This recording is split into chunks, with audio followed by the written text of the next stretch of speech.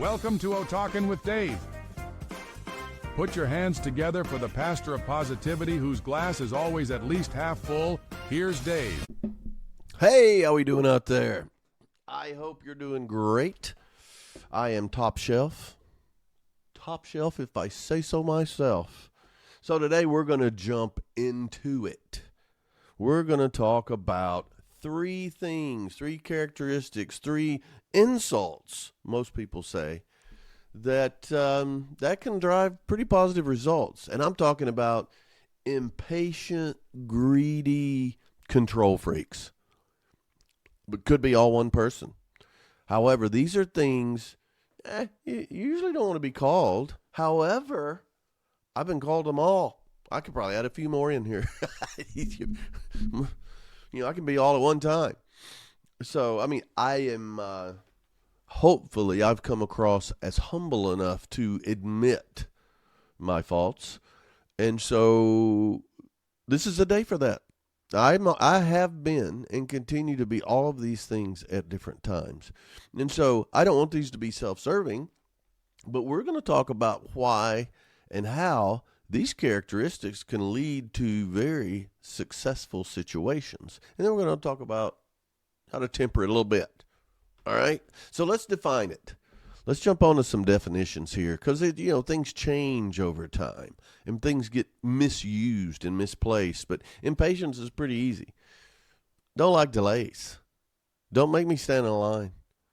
If there's a line for something, I'm probably not going. Or I may let somebody stand in line for me. I don't like lines.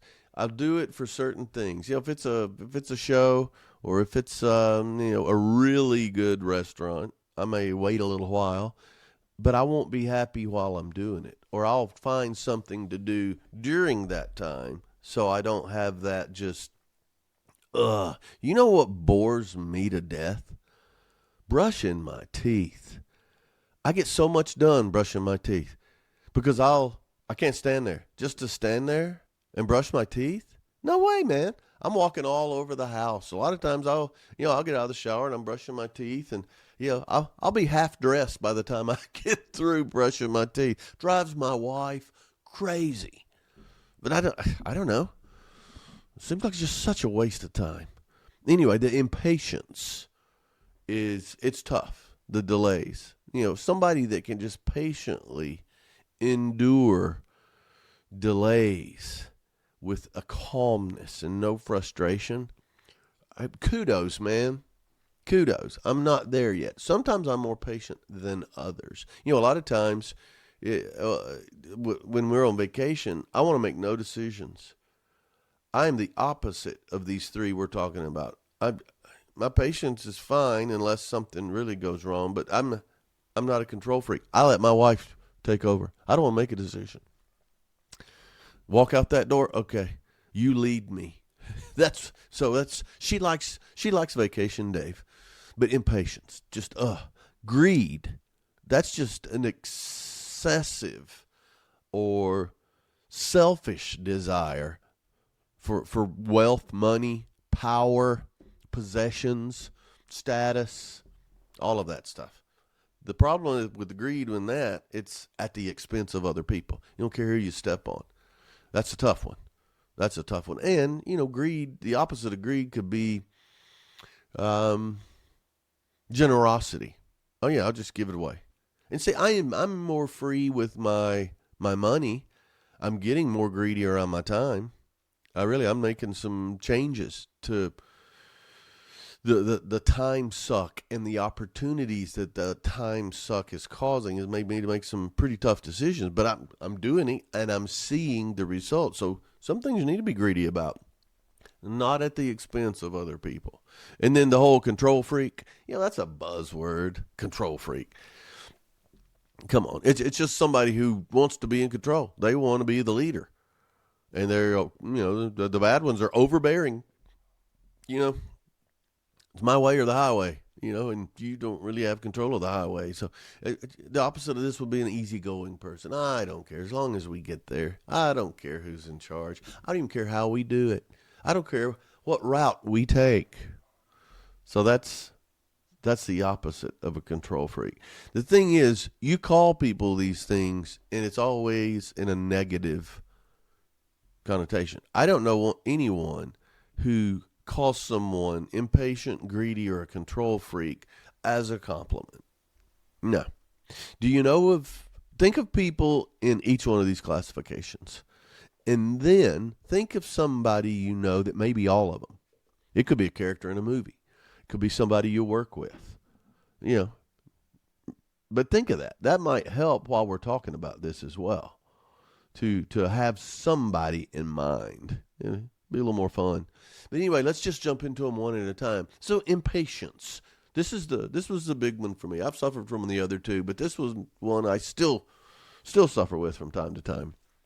Depending on who I'm with, the task at hand, if I'm at work, if I'm at home, if I'm on the golf course. Yeah. However, impatience is a character trait of a lot of successful people. It actually drives success. And why? Why would being impatient drive success? Well, I'll give you five that I'd say the top five here that I think of. One is just their need for action. They do. They're not sitting around waiting. Let's do it. They take the initiative. They'll make quick decisions. You know, they'll move a project ahead at work. You know, they'll get you to the front of the line somewhere. If they're going to stand in line, well, they're going to find the quickest line there. I am kryptonite. You got 10 lines. If I get in the shortest line, it will come to a screeching halt. And that's why I don't stand in lines. But these impatient people, there's action. And that's what you need. That's what success needs is action. And they build high standards, meaning they expect other people to have action. Fast results. They push people to perform at a higher level. And then, you know, they create that culture of efficiency and productivity over time. Now, they make a lot of mistakes. But what do they say? Fail early? You know, so they get going. They're not sitting around. And in that time, they're pretty innovative. You know, they'll find ways to solve the problems because their urgency is forcing them to get creative. You know, obstacles? Are you kidding me? They're either going to zip around them or just bore right through them. They're not going to get in line and wait for that obstacle to go away. That's fantastic. So their problem-solving skills, they get honed in the process. And impatient people are usually tougher. They have to be. They're more resilient because, okay, they're fighting a battle. They're not waiting around. And they meet a lot of resistance from other impatient people. You know, that adaptability and that toughness, it makes you slow and steady. That's not their deal. They'll adjust their approach quickly if something's not working. And they're not going to stick to a plan that is failing because of their impatience. And they usually make strong leaders because they're driven. They've got energy. That can inspire a team too. You know, you especially if there are more impatient people on there. And then they build that team. It'd be like a good golf scramble. You know, I need a good driver. I need a good approach shot. I need a great putter. And I need somebody that can hit out of the sand. And we'll go. Let's go. And, you know, here's how impatient I am. And I'm not bragging on myself that I have all these qualities and that's why I'm successful. No. I'm just focusing on, I do that. I do that. Because I'm very introspective. I'm driven and impatient to where I don't want to wait. And I'm on a regimen of I've got excellent blood, and I'm giving blood regularly. I try to beat my previous time. I mean, you go in, you have to wait in line, you have to do that. They have to prick your finger and you say it in that order, and then they make sure, okay, then you give blood, and, you know, I'm pumping, and I remember my time before. So I'm impatient, but I'm also competitive. Okay, but their leadership of an impatient person, it's results oriented. Yeah, I mean, how many bosses or people have you worked with that were just impatient? And they're tough to deal with, man. They're tough to deal with, and they'll say 10 things negative about them, and then but they get results. They usually come out on top. Yeah, they're a tough team to beat. Yeah, because they're usually successful. Now, it's a balancing act on all these. It's a balancing act, and it can't be to the point to where it's detrimental. Impatient to a fault. All right, well, that fault, how big is that? Yeah, you got there, but you killed your team, or you're killing yourself, or your health is out the window. So that's the problem. I mean, it can drive you to success, but all things in moderation. All right, I'm impatient with this topic. Let's move on. Greed. Greed. Who do you think of when you hear the word greed? I think of Gordon Gekko, Michael Douglas's character in Wall Street. Remember when he got up in front of all those investors? Greed, for lack of a better word, is good. So greed. The whole thing behind greed, you think of rich people, or you think greed is not just money. It's things, it's time, it's possessions, it's status, it's power, all of these things. And one of the characteristics that makes these people successful, a greedy person, is they're driven. For whatever reason, they can't get enough. And let's look to athletics. You look at the drive of Michael Jordan or Kobe Bryant. I've watched their documentaries. There's never enough. And even if they win, they critique themselves. They need to get better, and they're tough on their teammates. Oh, they're so tough on their teammates because they want to get better. They won by 10. They wanted to win by 20. They won a championship. They wanted to sweep them. I mean, there's always something. So they're driven. I mean, they're motivated so much for more, whether it's wealth, power, status. Another good example of this would be like, excuse me, a bodybuilder. Just you can't get lean enough. You can't. I mean, they focus on a particular muscle and anything they can do to get that advantage, even to the point to where the whole doping scandal and all of that. But they want it because they want to. You can put vanity in there with that, but it's the results are driving them, and that constant hunger is pushing them to outwork everybody else. Yeah, and they'll probably have a patience problem too. But they're relentless in their drive, which leads them to success. They're usually very strategic thinkers. That in business, greedy people are wonderful because they can look at spreadsheets and they can look at P&Ls, and they know where to cut the fat. Maximize this, maximize profitability, minimize cost. Cut that out of there, and they create leverage.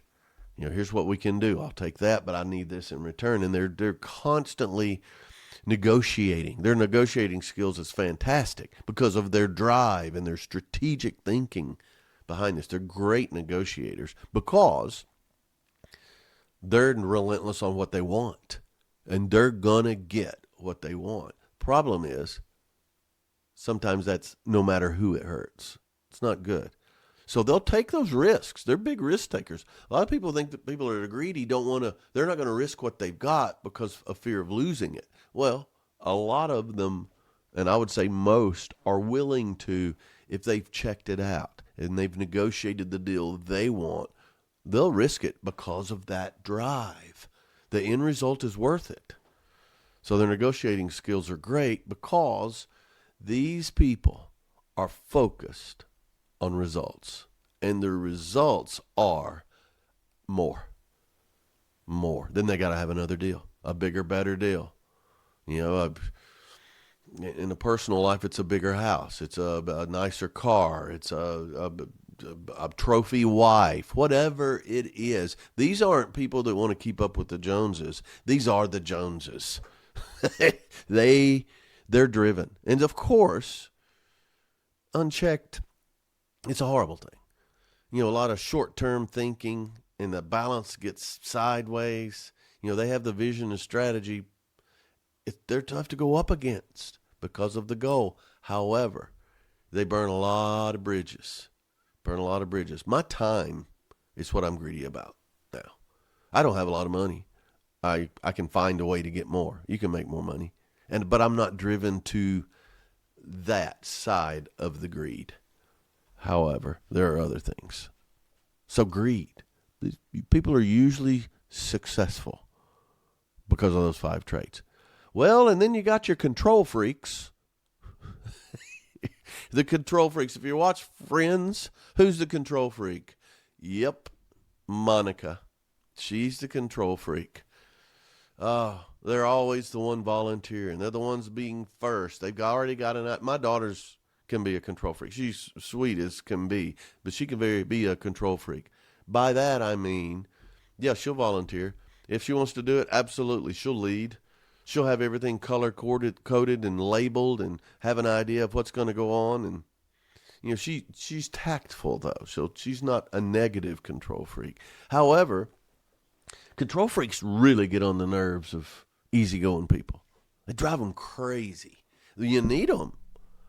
But an easygoing person, it's just like they don't see, why is this such a big deal? And a control freak is like, why can't you see this is such a big deal? But why are control freaks usually successful? Their decision-making skills. They'll take charge. And they've already decided because they've already thought about it. It's not that they're quicker to think about it than you. You just haven't been thinking about it, and they have. Here's what we need to do, and here's how we need to do it, and here's your role. Control freaks drive me crazy, and I can be one. And so I can feel it a little bit when I'm getting too much. So that came from some tough lessons, but they're wonderful to keep projects on track. A lot of corporate situations now, they will go to a third party to have project management, to manage projects through, because it keeps them on time. It keeps them under budget. They're not caught up in office politics or some of the, they can be very objective. It's based on results, on time, under budget. They assign tasks. They keep track of everything. They keep everybody informed. A good scrum leader. And they're control freaks. And they need to be, because they keep everything within the bounds. So they have these strong decision-making skills. Also, their attention to detail. That control, they love the control, but also that makes them very detail-oriented. They need the standards to be high. When it's over, they need it to be accomplished with as few errors as possible. Not only because they want recognition, which of course they do, but they need it to be that way. They're wired this way. And then the next time it's, okay, fewer details. Okay, here's what we messed up that time. We're not doing it this time. And here's why. And assigning tasks and da-da-da-da-da. But they develop that attention to detail. And if no one else does, they have that clear vision. They know the direction things need to go in. And they can see the end. But the details, they love knocking those out on the way. They may destroy the journey, but they're never in doubt. And so that makes them persistent.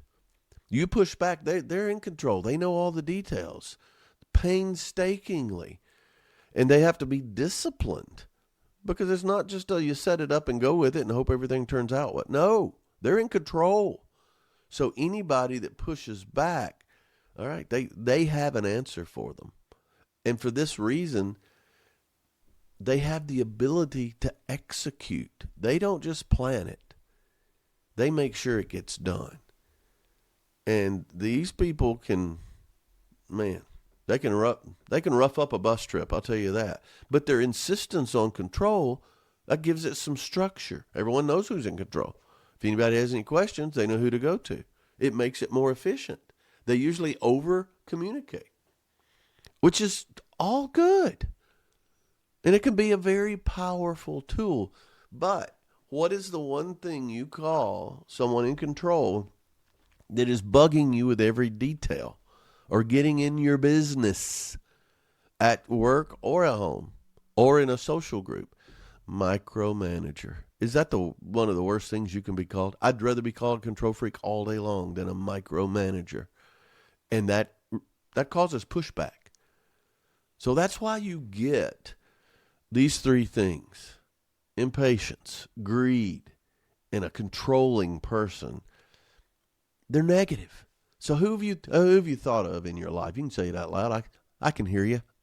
They're there. Let me ask you something. Have you been one of these things or all of these things about something? Maybe my wife is a control freak when it comes to the dogs at a dog park. Control freak. Now, I'm impatient at the dog park. I have restraining orders at dog parks all over Orange County. I can't go back because of my impatience. There's no greed from me at a dog park, but my wife is a control freak there. She wants to, she's got her posture, and she's making sure everything's okay. We got puppies, and she'll immediately address somebody that comes in with a big dog, and she's done it conciliatory. She'll say, instead of saying, I don't want your dog hurting my puppies, she'll say, if it's a pit bull or a big dog, she'll say, I just want to let you know, I have puppies in here, and they're probably going to be very annoying. Is that okay with your dog? That's her. Is that great? But she's proactive. She meets them at the gate. I love it. I go to watch her. The dogs are there too. But so, when have you been a control freak? When were you greedy? What makes you impatient? Don't just discount these as horrible. Now, if it's in balance, okay, it's fantastic. But traits like impatience, greed, and a controlling nature, they're tied to so many negative things. And why? Well, I think there's several reasons, and we're talking about being called that, and when it gets out of balance, yeah. Why is that? Well, it has an impact on relationships. Everybody can be a little impatient every now and then, you know? Everybody can make decisions quicker. Come on. Excessive impatience, that can strain relationships. Now, I talk pretty bold here a lot of times because it's easy for me. You know, if toxic relationships or be around positive people and all this. And I stay positive a lot of times. But my impatience usually leads to the right decisions. I know it's a self-serving statement, but it usually does. You know, other people that are more patient, they may finish at the same time I do, but I focus on the journey as well. But you can strain personal relationships with that. You know, greed definitely can. Or if you're over controlling, you know, greed can erode your trust from other people because they think you're just in it for yourself. And, you know, you get some resentment there. If you're overly controlling, you know, you're not the boss of me. You get those kind of statements. And who do they think they are?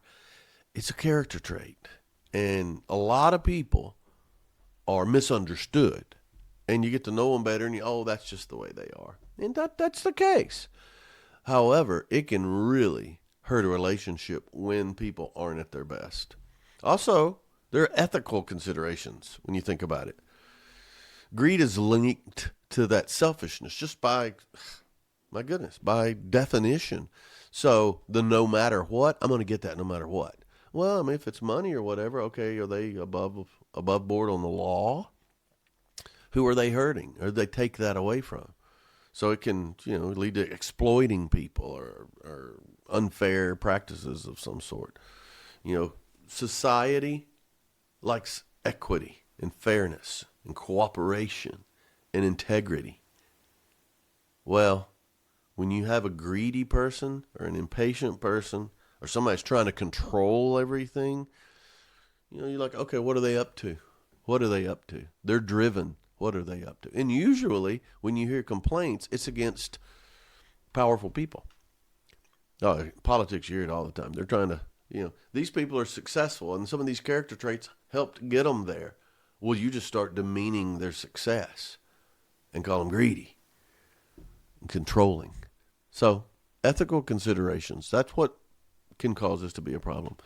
Long-term stuff. A lot of people think short-term, but you're this way to get what you want, and you get it, okay, and you build that.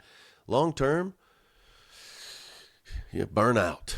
You burn people out, but you can also burn out. But, you're going to find micromanagers, they're going to have a lot of turnover. Greedy people, it's just in it for themselves. And you have owners who, they talk about a banner year, huge profits this year. We did great. And then, have a pizza party for your team. Well, they come across as greedy. You don't want to work for that. So over the long term, you better have a balanced approach. There's ways to incentivize people to get you what you want and then reward them as well. Sometimes greed makes that rough. You better pat that control freak on the back. Give them that too, or they're going to be tough to work with. Or, of course, you could always just go somewhere else. But that friend that is controlling and wants to take over that bachelorette party, or take over the girls' night out, or take over your book club. No one's ever took over my book club, just so you know. Then just the social harmony. And by social, I mean away from work, but I'm also talking about at work. That social harmony or empathy, that controlling demeanor, it appears you have less empathy. You may be controlling it because you know how to do it and you want to be in control and you want to do it, and then everybody can benefit from it, okay? It's hard to see that sometimes. So social success it's often built on collaboration and empathy and the ability to listen and adapt. Did you hear any of that when I'm talking about impatience, greed, or controlling? That's some of the lessons they learn along the way.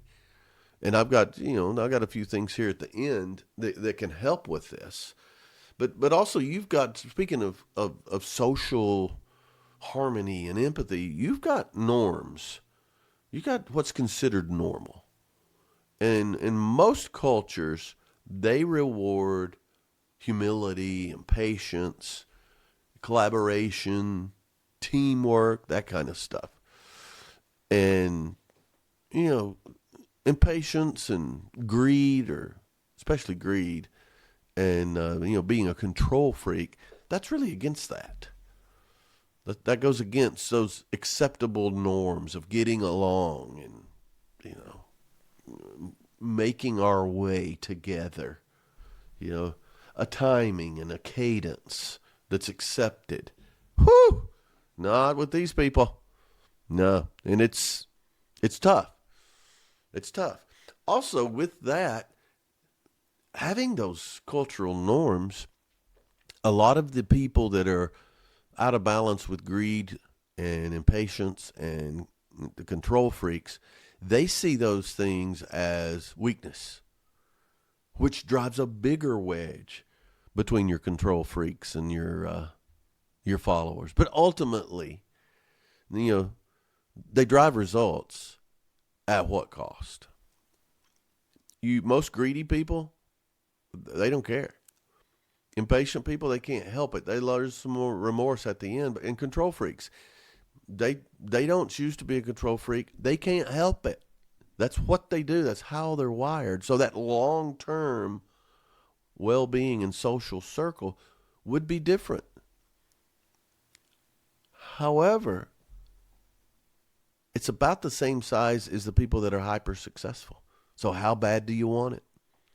That really what separates success and leaders from the necessary masses.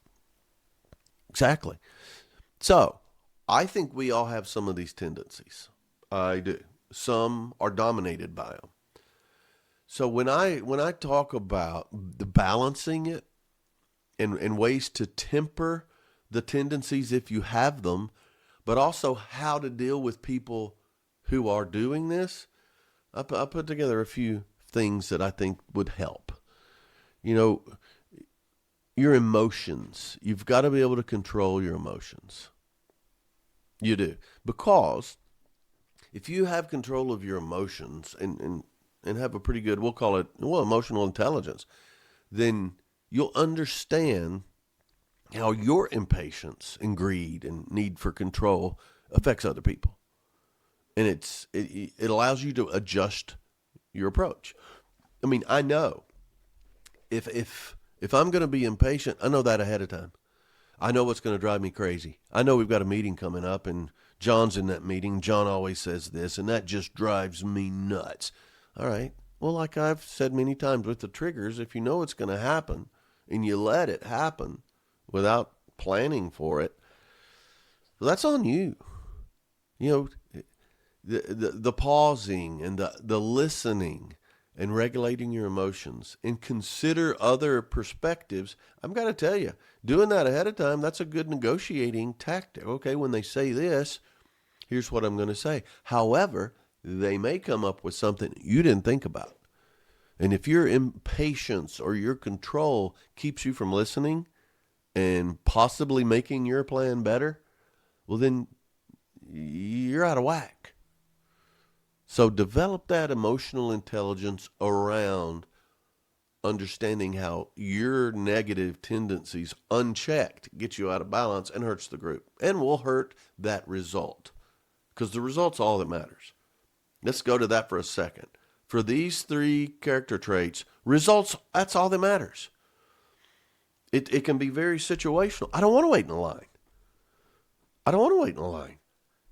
You know, there's 15 people in the Cinnabon line. You know what? I'll go to Annie's and get a pretzel. There's no line. Boom. Solved. Results?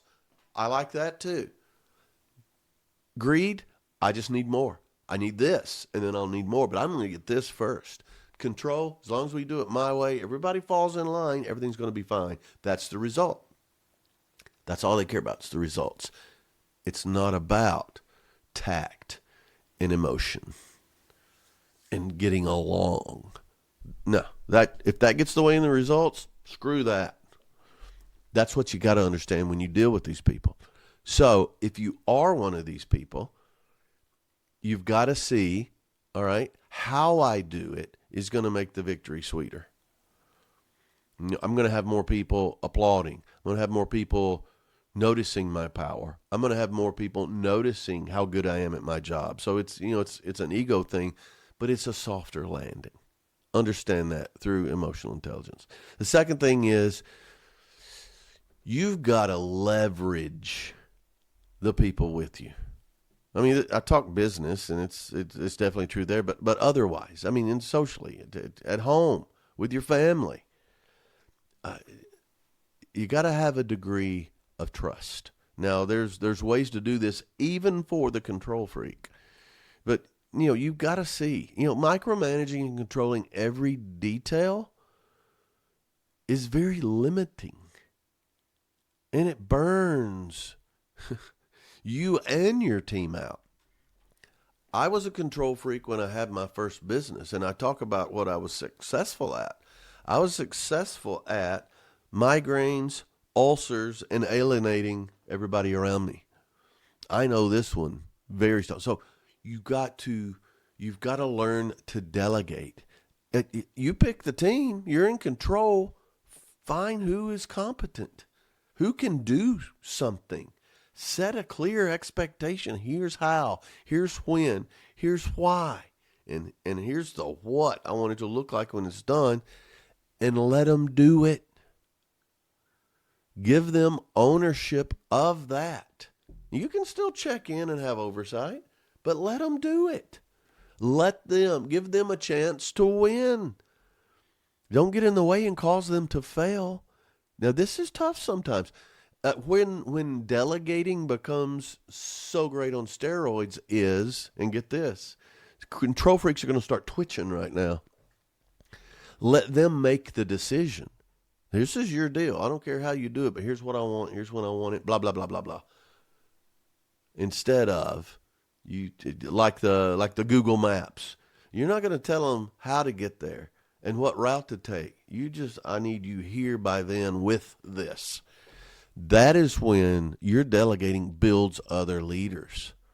And you got to learn that if you have a problem with control. Remember, it's all about results. The control freak, they want to control the path all the way there. So that's it. If you're that way, do it. But also understand, if you're working with a control freak, you can be that person. You can be that competent individual. You can have ideas. And sometimes, I got to tell you, a lot of times I've worked for control freaks, and I would say, yes, okay, I deliver what they want. I took a different route. How did you get this done quicker? I wasn't expecting this for a week. This is really good, and it's quick. How did you do it? Then you tell them. Their sales numbers out west are crazy. How are you guys doing that? Then you tell them. So sometimes, you can be a little control freaky with them, get the results, and that might build into it. And that can be a lot of fun too. So another way, if you're a greedy control freak or impatient, be able to look at a long term, get it in your head long term instead of just right now. Now, greed and impatience, greed wants it right now, and they'll get greedy and want more. Impatience, they just want it right now. It's something I want or something I don't want right now. But real success comes long term, because I'm telling you, that impatient person that gets it right now, they're going to be patient again in a little while about something else. That person that's greedy, they're going to want more soon, more. And that's why that long-term mindset, if you are greedy or impatient especially, look at what's next. Sometimes you have to have more than one goal, short-term and long-term goals, so you can focus on that. And when you look at long-term consequences, you'll start to think about some of your lack of balance. The whole greed, no matter who it hurts. When you look at long-term, you're going to be more concerned with who it hurts for greedy reasons. You may need them to help you get more. The impatience thing, you burn people out, and people are they're not going to be with you. You're going to lose your team. You're going to lose your family. You're going to lose your friends.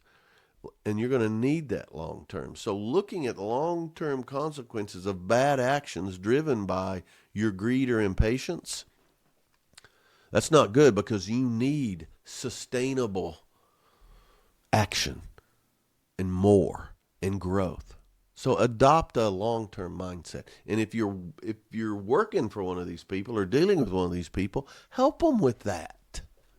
Help them with that. And sometimes it can be confrontational, and these people are usually no fun to confront, but that's what you have to do in order, or either that or get away. But you need these people because they're going to drive success. Okay? If you're a good follower or you're a good teammate, let them know what's happening, and long term, this is not going to be good. Yeah, you're going to burn this team out, and then what are you going to do when you want more? Then the one thing that I said that these people usually have, they're good decision makers, good problem solvers. The thing is, they need to not, I've talked about having faith in your faith, but they don't need to continue just to be impulsive. You can be quick, but impulsive, you make costly mistakes, and that hurts everybody. In control, I get it, but over-controlling that can slow down. You want the innovation and the creativity without that impulsiveness. And so looking at that, when you have two impatient people, one wants to do it quicker than the other. There is a certain cadence, but if you put frameworks around making important decisions, whether it's a strategic decision or you're going to set goals or the criteria and you need to act fast, but it can't be impulsive. So set a process around, are we addressing the problem? What are the ramifications? How's it going to end up? And then create a decision-making process. You do that with a delegation, a sounding board. A lot of people can do this. I'm in control, okay? I'm in complete control. However, let me bounce this off of you. Here's what I'm thinking about. And you may get some good feedback, even if you're still going to do what you want to do. That will endear you to the people. And now if you're one of my team members and I do that, give me the good feedback, because the one that gives the good feedback, now I'm going to delegate more to. So you're really helping the whole thing. And then the biggest thing you can do, I don't care who you are, develop and cultivate and motivate your team. Your team at work, your team at home, your team that you're playing golf or tennis. And I made a comment about pickleball the other day, and I made all the pickleballers mad. Your pickleball team, develop, cultivate, motivate a strong team. It's not, even if it is just about you, if you do these things, they're going to make you better. Inspire people. That is going to bring a reward far above that. And you think impatient, greedy, control freaks don't care about that? Make them care. Let them know. You can talk about that when you brag on them. They love to hear you brag. But you foster that. If you're the leader, if you're the one driving this, you foster a high performance culture and reward them. And it doesn't have to be money. It's praise. It's opportunity. It's the ability to be on cross-functional teams. It's bragging on your kids in front of their friends or their friends' parents or in groups. It's bragging on somebody that helped you along and you were at an impasse and you couldn't go in, and somebody tipped the scales your way. You still get credit for it, but this person is my innovator. It's fantastic. And the whole thing, anything that turns unethical is going to die. It will. Good always wins, eventually. If you're unethical in your treatment to get what you want, in your treatment of others, it's going to die. And until it does, it'll be a hollow victory. So do the right thing. So that right balance of impatience and greed and control, I like the right balance. I like it. And so you get some of the intangibles too if you do it right. Impatience can give drive and proactiveness. This person's got drive. They're so proactive. They're a go-getter. Those are compliments. It's because they're impatient. You got that balance level, though. A healthy sense of urgency pushes you to take action. You're going to meet your goals. You're going to drive progress without getting completely frustrated because you can see the progress. You're not going to make rash decisions just because you're impatient. You're going to problem solve because it's going to get you there quicker. It's worth it. It's not worth the wait because I'm impatient. But that's a balanced level. But if you're too impatient, stress, snap decisions, you're going to strain relationships. If you're not impatient enough, the results are going to suffer. People are going to get complacent. We'll get to it. And you're going to miss opportunities. So ideally with impatience, you're going to inspire other people with your energy and your determination and still remain composed. I am a raging bull a lot of times, but people don't know it. Then I'm a raging bull sometimes, and everybody knows it and hears about it. So that's the impatient. That's the right balance. So with greed, ambition, and strategic is what they are. Well, those are compliments. That's what greed drives people to be too. So if it's balanced, you got that strong desire for success. That's great. But you're you're still ethical. You're not hurting anybody. You can be greedy and still be generous, and that sounds like an oxymoron. No, it's true. It's true. You can be generous with your time. You can just be generous with your praise. If you're too greedy, though, of course, you're selfish. It leads to unethical behavior, and oh my goodness, the people you hurt. It's horrible. If you're not greedy enough, then, some people see greed as cheap or frugal. Well, that can be part of it. That can be what drives it. But if you're not greedy enough, you're not motivated enough. Or the financial stability. You greedy, you build a company. Now that company can withstand a lot. You can hire more people.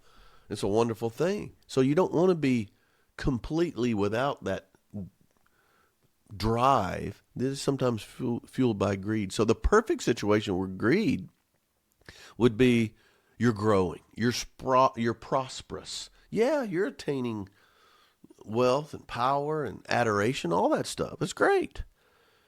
But you lift everybody else up too. Now that's the perfect situation. Then those people are not going to call you greedy. They're going to, oh, look at his ambition. Oh man, nobody's more driven than him or her. That's the way it is. Now with the control freaks, because I've seen people be totally passive in one part of their life and a complete control freak in the other. But that balanced level would mean, okay, I've got a vision and I got high standards. Yeah. But I can guide this flock without micromanaging every step they take. That's balanced.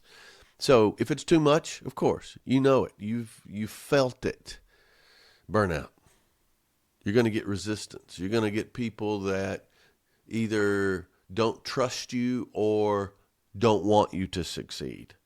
That's going to happen. If you're not controlling enough, it can be chaos. You can definitely be inefficient. People need direction. And those that don't will go the right direction. And then you herd them. But you can be too little. You can be that lack of control.